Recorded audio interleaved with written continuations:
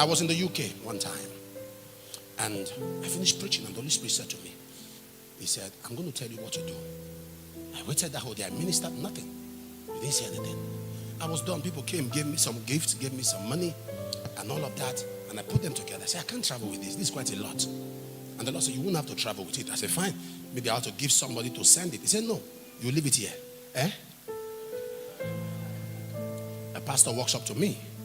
By the inspiration of God, the Lord said to me, he has an issues with location. He's about giving up in ministry. He needs some funding. And the exact total of what he needed was what was with me. Exact, not a pound missing. I gave him. I got to the plane, not a dime. When I got to the plane, I sat down. In fact, I was everybody that greeted me. I didn't respond to anyone. I was very upset. I sat down. When I sat down, we flew 6 hours, landed. As soon as we landed, another issue, those who were supposed to pick me were not there. So it infuriated me the more. My phone rings, a man calls me up on the phone. And we got talking, and he said, I'm a general in the army, and I'm in charge of so and so and so. He has a lot of investment. And I said, okay, how can I help you? He said, this is my address, please come. I said, sir, I don't know you. He said, but I've heard about you. Please come. I saw you in my dream, blah, blah, blah, please come. So when he was done, I hung up the phone. And the Holy Spirit rebuked me and said, a minister of God must not strive. Call him back. You should teach him and correct him. So I called him back. I said, sir, sorry I hung up the phone, but please next time, when you call somebody you have not met before, try to first know them and ask them if they are chanced, they can come. He was quiet. He said, okay, are you on your way? I didn't know that's how generals talk. And I didn't know that's how generals, they just give instructions. They're not used to. He allowed me when I was done. He said, are you on your way? When you are at the gate, call me. And the Holy Spirit said, go. I drove there. I was at the gate. I called him. He said, you are there? Somebody is coming to lead you upstairs. He hung up the phone. I came. He said, welcome. Sit down. I sat down.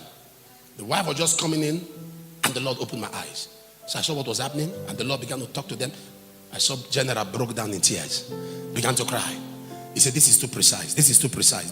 And he sat down. While I was going, himself and the wife were talking. They came back. They would talk. They came back. He said, God said I should do something for you. I'm about investing in something. God said I should give you everything. He brought a bag. It was $1 million. He put it in the bag. And he said, God said, take. I took the bag. I forgot my bag, my traveling bag. So I got back and picked my traveling bag. I took a cab. I left the money in the cab. I had my Bible tight, had the money tight, because we're in the last days. So I just had both of them tight.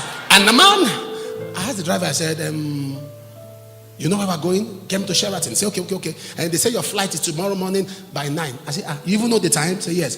I said, this man will not carry me tomorrow. No. This one that knows everything about me, this is risky. I got upstairs. I was going like that. Got to the plane. And now, they said, Apostle, we have to check this in. I said, check what in? Carry my traveling bag. They said, no, this bag, we don't know what's inside, but we have to check it in. I said, check me in. Let the bag have a seat. Check me in. Let the bag have a seat. I sat in the plane and I was praying. I said, Lord, thank you. They put it in the overhead cabin.